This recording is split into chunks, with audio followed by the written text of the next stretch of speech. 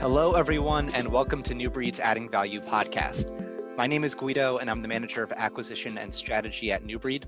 For those of you who don't know, New Breed is a customer acquisition agency focused on helping B2B companies grow and expand their business. And we do this by following the inbound methodology, which at its core is about adding value before extracting value. So the goal of this podcast is to bring you stories of how people add value to their customers, their company, and the individuals around them. If you like what you hear, please subscribe, give us a 5-star rating, and check us out on newbreedmarketing.com. Today, I'm excited to have Jackie Hermes join the podcast. You're the founder. Yeah, I asked you right before we got started, and I still messed it up. But that happens. You're the founder and the CEO of Excelity, which helps B2B SaaS startups and scale-ups grow with customer acquisition and lead generation. You're the co-founder of When Women Lead, which supports Milwaukee Women's Entrepreneurship Week. And you recently spoke at the Digital Agency Expo in New York. So Jackie, I really appreciate you taking the time to join today, and welcome to the podcast. Absolutely. Great intro. Thanks for having me. So glad you're here.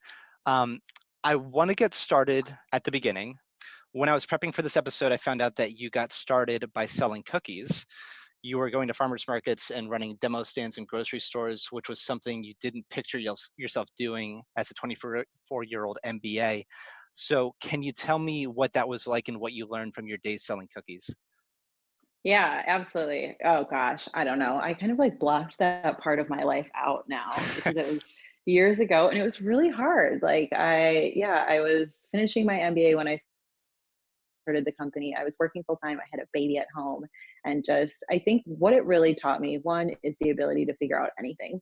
Like figuring out how to start a food company has so many different pieces involved that you would never even think of, like licensing and packaging and where you get the food made. Or in my case, I made it myself in a licensed kitchen for a while, and then distribution and, how you get the product sold off of shelves. There's so much to learn, and I had to figure all of that out from scratch. And also, I've always been a hard worker, but it really kind of reinforced the need for hard work, like the late nights up cooking or creating packaging or making calls to grocery stores trying to get them placed and working on the weekends. I kind of carried all of that work ethic over into this new company. So were you doing the cookie business while you were getting Excelity started, or did you have to stop one to get the other one going? I was. So Wow. I was doing the cookie business, probably for 8 to 12 months while I was starting Excelity. And really starting the agency was just me freelancing on the side at first, right? I didn't start scaling or doing any of what we're doing now, honestly, until 2 years ago. Okay. So what was it like then from going from starting off as a freelancer, doing Excelity on the side, to growing the business to where it is today? Yeah, I mean, I was too conservative, right? And I think a lot of people do this. I didn't want to take on any investment. I didn't take out any loans. I cash flowed the entire business, which was the great thing about the cookies, is that selling those helped me pay for, the things that I needed to start Excelity.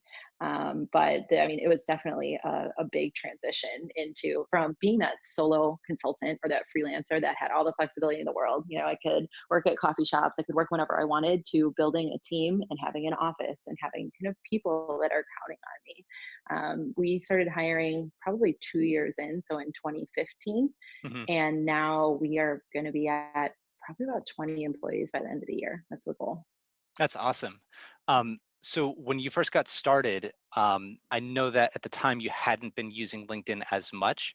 From what I understand, you were kind of forced into that. So True. how did that get going? Because I see you all over LinkedIn now. You're producing videos, it seems like on a daily basis. So what forced you, or what circumstances led to you getting so involved in LinkedIn? Yeah, absolutely. So one of the earliest content producers on LinkedIn was actually my first employee when I started this company. He worked for me as an intern, and he went on to start 2 other companies. And he has a big story about how he started a business and failed, and started a business and failed, and then really found his stride in telling stories. And a lot of that he was doing on LinkedIn. And he and I sat down together and he was like, you have to get on LinkedIn. It's like early Facebook. No one's doing it. It's wide open for people like you. You'd be great on camera. And I was like, absolutely not. I just didn't want to do it. No one really is super excited to be the face of the company Hmm. and to have, the not an obligation. I don't want to say it like that, but when you're producing content, you should be very consistent with it and how often you're putting it out and what your you open yourself up to criticism and Hmm. feedback from people that you don't know as well. So after talking to me about it multiple times, probably a few months later, I started, and I'm really glad that I did. So, do you carve out time on a daily basis to make sure that you get those videos done, or does it kind of come off a little bit more naturally or organically? So, when an idea pops in your head, you have a space available to just record a video. It's a mix. So I record videos twice a week typically. And Hmm. so I'll record a few at a time. And it's often me keeping a list of different things that I hear while I'm talking to prospects or conversations that my Mm. team has or articles I read or things I hear in podcasts. And I'm just kind of constantly consuming and syndicating, not really even syndicating, but turning that content into my opinion. I'll hear something and I'm like, I completely disagree with that, or honestly a lot of it comes from things that people say to me or things that happen on the team. Hmm. So I shoot twice a week and then I will just randomly shoot videos when I'm feeling motivated to, walking down the street or whatever. A lot more of those go on to Instagram than go on to Hmm. LinkedIn, because with LinkedIn there's a process around it, right? You have to get a caption, you have to write really good copy for it to take off, etc. Yeah, that makes a lot of sense. And you mentioned earlier that you're going to receive some feedback. Some of that would be negative. Was there anything along the road as you've been doing this that's kind of made you second guess whether this was the best approach? Have you received any feedback that made you like stop and think, "Huh, this is kind of scary almost"? Oh yeah, absolutely. Probably one of the earliest videos I put out was about going through divorce as a woman in business. Mm, And that was a very hot topic on LinkedIn. People did not like that at all. And I published the video on a Sunday night mhm, and I woke up and I had hundreds of thousands of views on the video, hundreds of messages on LinkedIn, and most of them were overwhelmingly positive, like from women saying, I've mhm, gone through this, I feel like I need to hide it, I haven't even told people, etc.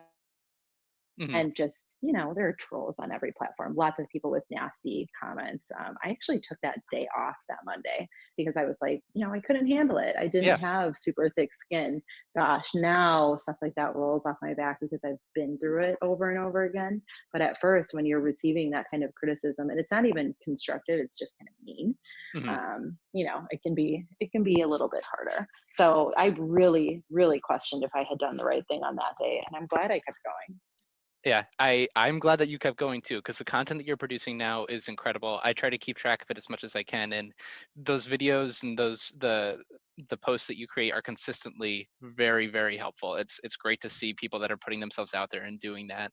Um, so since you've started doing this, which from what I understand was in 2018 or so, how has that contributed to Excelity's growth?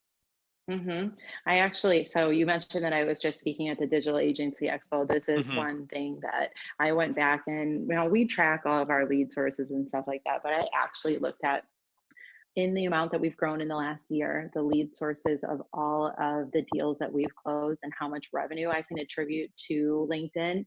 And the number was, it was over $500,000. Maybe it was like $568,000 in contracts. And the funny thing is, I'm not out specifically hunting for prospects on LinkedIn. I'm just building an audience, and Hmm. people are like, oh, what does she do? Oh, what does her company do? That could be a fit for us, and I'm interested in learning more. So it's super inbound, as you know. Yeah. Uh, and from what I've seen, the majority of those videos, like you could watch one of those and not even realize that you have an agency off the bat. A lot of them are just about, like you said, your opinion on certain topics within the industry or matters that might not even be related to what Excelity does. hmm So how do you decide what topics are worth posting and which ones are you're going to talk about? Yeah, I mean, so that works for me because I am someone who's growing a startup and I'm speaking to other people who are growing startups, right? Hmm. And so I'm talking about the mistakes I've made, the decisions I've made, how I do certain things, things that I've noticed that our clients do that I agree with or don't agree with.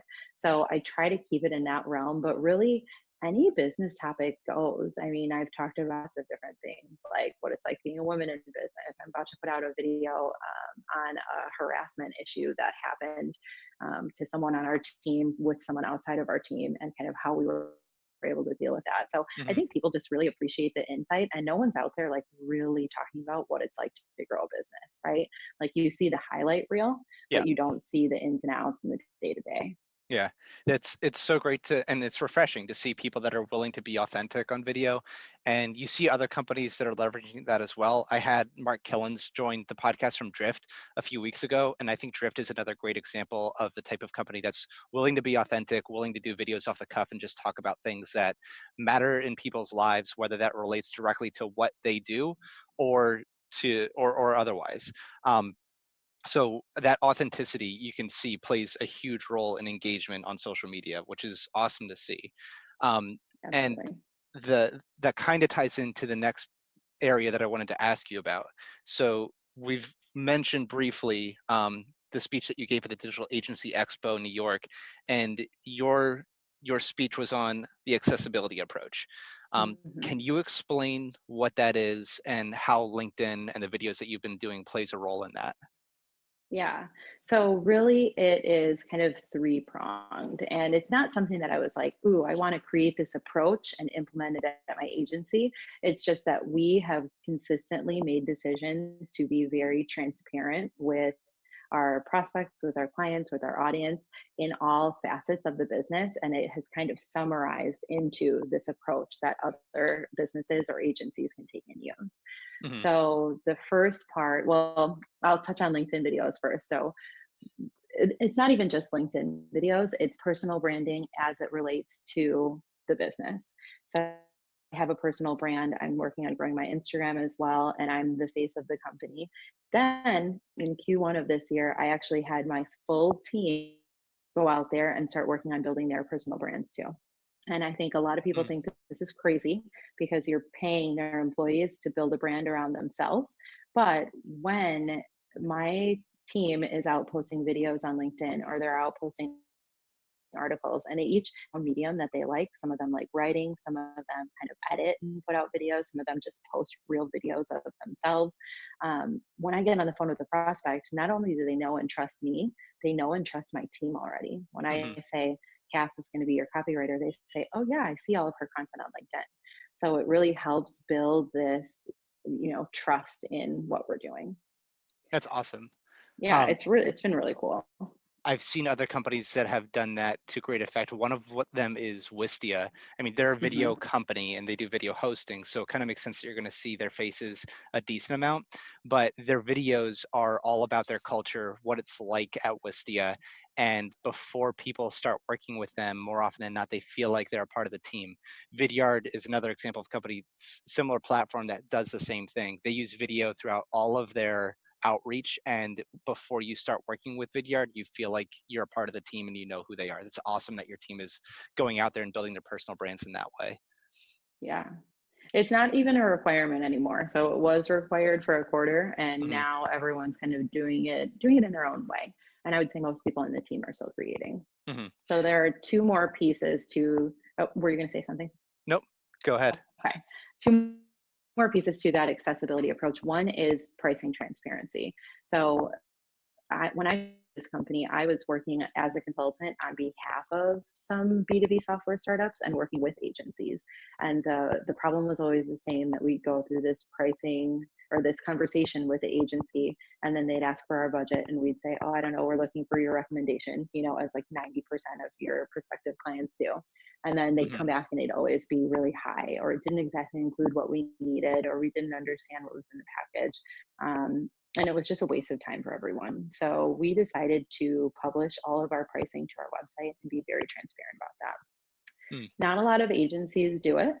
Um, and it's funny because at the beginning, everyone said, "Don't do it. Hmm. It's not a good idea. you're going to pigeonhole yourself into these packages, and a lot of people are going to disqualify themselves when they see your website. And that's actually turned out to be a good thing, Yeah. because the people that get into our sales process now know the range of what it's going to be like to work with them. Yeah, we'll customize our packages a little bit for them, but it saves us so much time in the sales process. It's been really amazing. And again, it builds that trust. Like, oh, wow, here's a marketing agency that's publishing all of their pricing on their website. That's not something that you see very often. No. Yeah, we're actually one of the agencies that does not post our pricing publicly. And there's a lot of Hmm. reasons for that. And we've been nervous to put some of that out there. We've seen more of our competitors starting to do that too. And even they add ranges, they won't give exact pricing. And it's a challenge. There's so many different variables that can come into play in a given package that you deliver to a certain account. So that's great that you guys are able to figure out a model that allows you to post your pricing and be transparent about that up front. Um, Yeah. it's not surprising to hear you say that it's helped out with the sales process either. It just eliminates that one step of, well, can we afford you guys, or is this in our price range? It just Hmm. takes care of and addresses that concern up front, which is awesome. Yeah, we make sure that our potential clients see that pricing page in our first 15-minute call, and then it speeds up the sales process a lot more, Hmm. and we just get better prospects in the process. And then the third piece is transparency and strategy. So not only do we invest in testing all of our new ideas on ourselves, we then push that all out to our clients and to the public. I was just in a meeting right before this where we were talking about, okay, in Q3, we completely revamped our LinkedIn best practices, our LinkedIn ad strategy, our process for pillar pages or pillar content, and our process for thank you pages and demo and consultation requests. We Hmm. did tons of testing on ourselves, which is super cool because then we get the benefit of that and we get the leads in the door, and the proof is kind of in the pudding. And then we were talking Hmm. about how we're going to put this out. So the whole team is going to do videos on the testing that they did and what they learned. We're going to publish blogs on it. We're going to roll it out to our clients. So it's, I mean, you really could figure out how to do everything that we do by digging through our website. And I believe strongly that those that are going to dig through our website to figure it all out on their own are probably not an ideal client for us anyway. Hmm. So those three strategies have really just helped us build up front, and people see, this theme of accessibility and transparency woven through the company and through all of our personal brands. Hmm. So that's so cool because you're essentially making yourselves your own best case study. People can come to your website and realize that you know exactly what you're talking about because you're doing it for yourself, and they came across your website because of those same reasons, because you're doing a good job at marketing. Um, that's Exactly. that's awesome to see. Do you ever hear direct feedback from clients or prospects that the content that you're putting out there is having that effect and helping them decide to work with you? Oh, all the time. It's so funny. I get on calls and they're like, I've been trying to reverse engineer your process, or I came in through your LinkedIn video, or I was downloading content on your site. And I'm like, perfect, it's working. And that's what we're going to do for you. It just makes the conversation so easy because they experience it and then they're like, oh, they can do that for me. It, Mhm. it just makes the whole process a lot. Yeah, it's easier on our end, and we are our own best case study for That's sure. that's great. So I want to shift gears a little bit. There was another thing that I mentioned in the intro that we haven't touched on yet, which is the Women's Entrepreneurship Week. Can you Yeah. speak a little bit about what that's all about? Yeah, absolutely. So, Women's Entrepreneurship Week is really intended to shine a spotlight on female entrepreneurs around Milwaukee and share knowledge with other female entrepreneurs. It's a completely free event series. Last year, we ran 62 events in a week. It was insane, absolutely insane. And it Hmm. ranged from, really any business topic, from funding to growing a business to hiring. And we had lots of different speakers and people coming from all over. Last year, let's see, last year was our first year. So it's kind of a building year. We actually just started talking about what 2020 is going to look like. And I think it's going to be even bigger. That's awesome. And this event occurs in Milwaukee as of right now. Is that correct? Yeah, as of right now, it's in Milwaukee. We have some other cities that are close to us, kind of looking at what we're doing and considering running something like it themselves. So Mm. yeah, we'll see. We'll see how far it goes. I'm That, excited to see. that's awesome. That's a really cool initiative. I really hope that other cities kind of take up something along those lines. There's a ton to learn in that area. So it's great to see you taking the initiative there. Thank you. So apart from the Women's Entrepreneurship Week and the Digital Agency Expo, do you have any other opportunities where people can come see you speak coming up? Not right now. I have some things that are in the works right now, but if you Okay. check out JackieHermes.com and there is an events tab there, anywhere that I will be speaking will be there. Like I'm speaking at a local conference in Milwaukee this weekend, and I do a good amount of local speaking, but I should be in a few other places around the US in the coming months. That's awesome. I really hope that I can check one of those out pretty soon. I wasn't able to make it to Digital Agency Expo, but the next time you're either in the New York or Boston area, I'll make sure to check you out. Um, Awesome. so last question I have, and I try to ask every one of our guests this question. What's your favorite part about what you do? Yeah, I think that I love the process of building a company. I mean, I love the output, like I love growing a business and I love our happy clients and all of that kind of stuff. But I really have loved the process of just figuring everything out. I think that I just shot a video on this the other day. A lot of people talk about like quit your job and do what you love, or you shouldn't love what you do. You should do what you love. Hmm. I think it's all about getting into the process too and loving every single step and being excellent at every piece, and then you will love what you do no matter what. Hmm. That's great advice. I try to find that in the work that I have at New Breed, and it's really great to be able to have an opportunity to do those types of things at the company that you're working for. And I'd recommend that anyone follow your advice there. That's great. So I Thank really you. enjoyed this, Jackie. Thank you so much for joining today. We've got more great episodes on the way, so make sure you subscribe to the podcast so you can get notified when our next episode comes out. In the meantime, check out newbreedmarketing.com for our other great resources. Thank you for joining, and we'll see you next time.